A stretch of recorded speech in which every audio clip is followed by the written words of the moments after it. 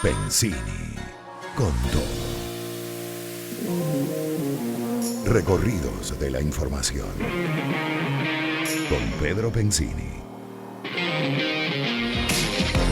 Circuito Éxitos. Y así comenzamos la segunda parte de su programa Pensini con todo aquí en el Circuito Éxito. Le damos la bienvenida a todos ustedes y a todo el país a esta segunda hora. Nos escuchamos en Éxitos 99.9 en Caracas, en Maracay Éxitos 93.1, Puerto La Cruz Éxitos 95.3, Éxitos 90.5 Puerto Ordaz, Éxitos 101.1 Acarigua Araure, Fama 98.1 Barquisimeto, Éxitos 90.5 San Juan de los Morros, Éxitos 100.1 El Tigre, en el Vigía Éxitos 96.5, en Mérida Éxitos 100.9, Valera Ángel 93.7, Táchira Éxitos 103.1, Margarita Éxitos 99.7, Cabimas Éxitos 90.5, en Maracaibo Éxitos 89.7 y en Valencia Éxitos 99.1. En esta segunda hora vamos a tener al primer vicepresidente de Fede Cámaras, Carlos Fernández, hablando sobre todos los temas de la empresa en el país, y también el internacionalista Eloy Torres sobre todo el tema internacional, valga la redundancia, y sobre lo que fue el debate ayer de los dos candidatos para la presidencia de los Estados Unidos y muchos temas más. Así que no se aparten de nuestra sintonía y ya regresamos con más para ustedes. Cápsula Fidenca, para entender el mundo económico. Pensini con todo. En el mercado nacional, el índice de la Bolsa de Valores de Caracas sube 1%, se ubica en 538.000 puntos, rompiendo su máximo histórico. Las que más suben, Banco Occidental de Descuento aumenta 15%, Telares de Palo Grande, que tuvo un incremento de 12%, las que más bajaron fueron Banco de Venezuela, que cae 10%, e Invaca, que disminuye 2%. Wall Street comienza la jornada con fuerza al alza, intentando recuperar las pérdidas del mes. Este sería el primer mes en el cual el mercado cierra negativo desde la caída de marzo. Ayer se realizó el primer debate para la carrera presidencial entre presidente Trump y Joe Biden. Los argumentos de Trump se enfocaban en demostrar el haber hecho un buen trabajo dada la llegada del COVID-19 al país y su impacto en la economía, en la salud pública y en el desempleo, mientras que en su contraparte Biden insistía en su mala gestión presidencial para conllevar al virus, alegando que le dio importancia cuando ya era muy tarde. En general, el debate no pareció generar un impacto significativo en el mercado. La subida viene impulsada por el optimismo de lograr un acuerdo para el estímulo fiscal. Y Fidenca, Casa de Bolsa, tiene el gusto de invitarlos mañana jueves a las 9:30 vía Zoom al espacio Ángulo Fidenca, en el cual se tratará un interesante tema sobre la inclusión y su importancia en los ámbitos económico, empresarial, social y político. Ingresa hoy mismo en Twitter, @Fidenca, y en Instagram, @Fidenca Casa de Bolsa, y regístrate.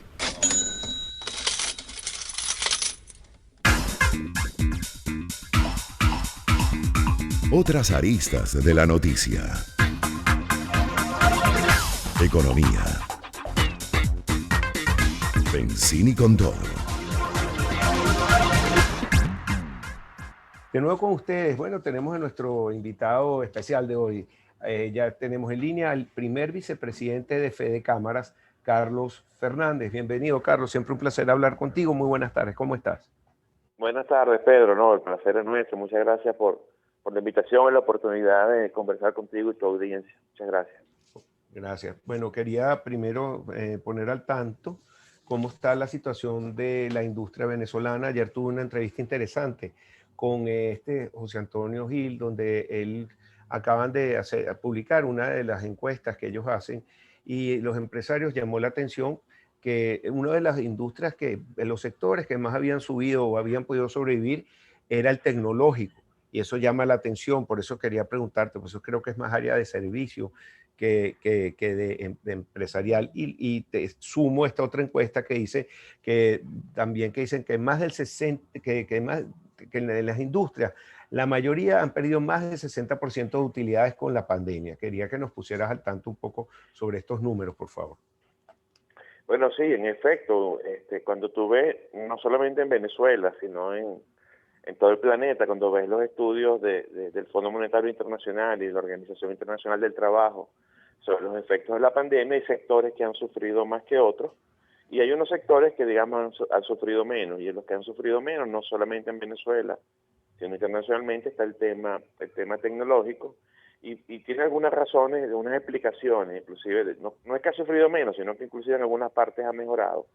Y tiene que ver porque muchísimas empresas, muchísimas actividades por el tema del confinamiento han tenido que acelerar sus procesos de digitalización o sus procesos de automatización. Muchas empresas que estaban siendo manejadas o parte de sus empresas bajo los métodos tradicionales han tenido que acelerar el pase a las plataformas digitales para poder hacer el teletrabajo, el trabajo a distancia o permitir que las personas en sus hogares contribuyan en el proceso productivo. A su vez, eso además, el confinamiento ha generado muchísimas más horas de ocio y ante, digamos, el cierre de los espectáculos, los lugares donde tradicionalmente la gente va a divertirse o a esparcirse el tiempo, se han concentrado en su casa y muchos de esos elementos de esparcimiento hoy en día se venden y se transmiten pues a través de plataformas tecnológicas, de plataformas digitales. O sea, el porcentaje, las horas de conectividad del mundo entero pues ha aumentado y eso por supuesto ha generado muchos negocios. A su vez, el paso de esas empresas a plataformas digitales ha requerido, por supuesto, investigación y desarrollo de aquellas empresas que se especializan digamos, en proveer ese tipo de servicios. Y en cuanto al tema de las industrias, bueno, tiene mucho sentido y se explica porque, bueno, hoy en día ya estamos casi en 190 días de que comenzó, digamos, el tema del COVID, y en el caso, aunque ha habido una flexibilización, esa flexibilización no aplica en términos universales a todos los sectores productivos.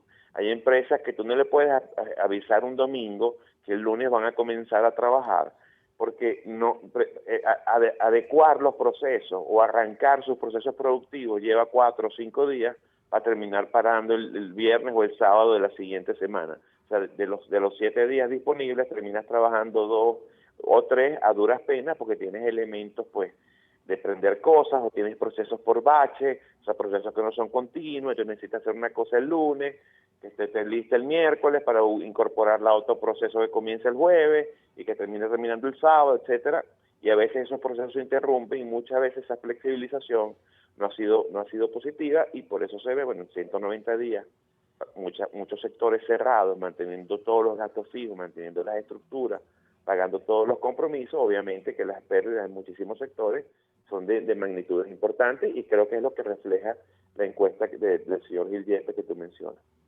Sí. Esta ha sido otra encuestadora. Te pregunto algo también sobre cuántas han cerrado después de la pandemia, si llevan control de eso, porque bueno, ya el parque industrial estaba fuertemente reducido en los últimos 20 años, pero me imagino que debe haber sufrido mucho más en estos días. Bueno, allí yo creo, Pedro, que para dar una respuesta un poco más precisa sobre el tema, yo creo que hay que clasificar vamos a decir, en 3 variedades. Las que han cerrado, ¿okay? Las que se han visto reducidas y las que no han podido ser atendidas adecuadamente. Y yo me quiero referir al último en primer lugar. El tema del combustible, por ejemplo, ha hecho muy difícil para el sector agrícola, para el sector pecuario, atender sus centros de producción. Y esos son, sectores económicos que si bien están dentro de los prioritarios, la dificultad de acceso no solamente afecta para hacer las tareas y las labores adecuadas, sino muchas veces acceso para poder sacar los productos al mercado. Y eso está haciendo que no solamente los procesos económicos de esos sectores, sino de los que están aguas abajo, se hayan extendido muchos días, con lo que implica en pérdida y con lo que implica en inversión de capital de trabajo, porque el retorno del dinero se hace más largo por la imposibilidad de sacar los productos que está trabajando. Hay otros sectores que han visto reducido, digamos, el tema de su capacidad, porque bueno, las economías son interdependientes, no hay ningún sector que sea absolutamente autárquico, todos dependen de los unos de los otros. Y por supuesto que el cierre del masivo ha llevado pues a que muchas compañías hoy en día estén trabajando a un porcentaje muy bajo y muchas vean con dificultad el poder continuar haciendo sus labores en un mercado que se ve muchísimo más pequeño y muchísimo más empobrecido después de la pandemia. Sobre el número de cierre no está muy claro el número, porque bueno, hay mucha gente que no ha regresado normalmente, pero hay una información de Conindustria que pudiera ser, digamos, para darnos, digamos, una idea de la magnitud el presidente con la industria, Arancelis, declaraba recientemente que de las 2.000 establecimientos industriales que quedan, y aprovecho para recordar que a principios del siglo XXI éramos 13.000 y tantos establecimientos comerciales, industriales, perdón, él piensa que cerca de la mitad, unos 1.000 establecimientos comerciales van a salir de la pandemia con severas dificultades para continuar o con altas probabilidades de cerrar sus puertas. El efecto de la pandemia en todo el mundo es gravísimo, pero en Venezuela es muchísimo más profundo, porque en todos los países del orbe se dictaron medidas de estímulo a la economía, lo que se llaman medidas expansivas de la economía, bien sea por el lado de la oferta, por el lado de la demanda o por los dos lados, y en el único país donde no se contó con nada fue en Venezuela, salvo un pequeño bono que se le da a algunos ciudadanos que, bueno, obviamente no alcanza para nada y que no ha tenido mayor incidencia en permitirle a esas personas guardar el confinamiento que se les exige. Así que yo creo que el tema aquí, por supuesto, será mucho más profundo que en otras partes del mundo, y como tú puedes recordar en las conferencias de cámaras en la Asamblea, cuando el señor de la CEPAL explicó los efectos de la pandemia en América Latina, tú veías que las economías más grandes caían 10 puntos, México, Brasil, 10, 9 puntos, Perú, 13, pero Venezuela que caía entre 26 y 41 dependiendo de algunos elementos. O sea, por mucho la caída más profunda en la región y en muchas partes del mundo occidental va a ser pues la caída económica de Venezuela por el efecto de la pandemia y porque venimos de 6 años de crecimiento, digamos, de decrecimiento consecutivo, y todo indica que el decrecimiento o la caída de este año va a ser similar a la del 2019, que fue de cerca de 30 puntos de Producto Interno Bruto. Sí. También hay un tema importante que hay que ver la parte positiva, digo yo, porque han salido y surgido una cantidad de emprendimientos nuevos y que cada vez se consolidan más, obligados por la pandemia y a reinventarse. Y bueno, por lo menos en el área del comercio, el pick-up delivery, también algunas industrias que han podido surgir debido a tener que suplir por la pandemia. Y no sé, por ejemplo, cómo estará el sector de laboratorio, farmacéutico, si nos puedes poner al día con esto también, por favor. Bueno, en el sector farmacéutico es de los sectores prioritarios y allí ha logrado, a pesar de todas las dificultades en el tema de servicios públicos, en el tema de distribución por la dificultad del combustible, ha logrado, digamos, mantener su actividad y ha logrado mantener abastecido todos los rincones del país. Gracias a Dios, en todos los rincones del país, lo que es alimentos, productos medicinales, etcétera, de cuidado diario, todo lo que tiene que ver con los sectores prioritarios, se han podido conseguir. Y yo sí creo que han surgido muchas oportunidades. Han surgido muchas oportunidades, tanto por lo que tú decías de esos sectores, pero también muchas oportunidades por la pérdida de escala de muchas empresas grandes. Muchas empresas grandes perder la escala a veces le trae como consecuencia que no puede atender determinados mercados geográficos o no puede atender determinados nichos porque no puede bajar a un nivel de producción tan pequeño y mantenerse rentable. Entonces, en ese desescalamiento de la gran empresa, por supuesto, han surgido muchísimas oportunidades para quien es más flexible, para quien tiene más capacidad de respuesta, y eso yo creo que se ha visto, por lo menos en Caracas, se ha visto de manera muy notable en eso que tú dices. Han salido una serie de emprendimientos, no solamente en el mercado de alimentos, sino en los mercados, digamos, de servicios, en el tema de entretenimiento, que yo creo que están surgiendo oportunidades que han sabido aprovechar y que yo creo que muchas llegaron para quedarse, digamos, independientemente de cuánto pueda durar la pandemia, porque son, digamos, nuevos servicios que la gente se acostumbró a usar y que les ha gustado y que hoy en día quizás prefieran quedarse con ese servicio que volver a sus costumbres y a sus hábitos, digamos, anteriores a eso. Y es un poco parte de eso que te decía al principio, de cómo la tecnología de alguna manera ha sido disruptiva en el tema de los modelos de negocio y la necesidad de las empresas adaptar su modelo de gestión. Han surgido estas ventajas que te hacen muchísimo más competitivo y estamos viendo muchísimos efectos de economía colaborativa con el surgimiento pues de estos emprendimientos. Y es bueno resaltar, yo creo dejar claro pues que en estos tiempos de pandemia y de dificultad, una de las cosas que ha demostrado el sector privado venezolano es que lo mueve un propósito superior, propósito que es superior, que es, digamos, mantener abastecido a los consumidores venezolanos y vemos con satisfacción cómo a pesar de todas las dificultades del servicio público de combustible, en los rincones más apartados del país, se consiguen los productos fabricados en Venezuela por aquellas, digamos, sectores de la economía a quienes se les ha permitido, de cierta manera, seguir trabajando a pesar de todos los contratiempos. Excelente. Bueno, nos toca despedirnos. Me quedo con algunos temas cortos. Te doy un minutico, Carlos, para que le envíes un mensaje al país y a lo que es el comercio y también la industria, por favor.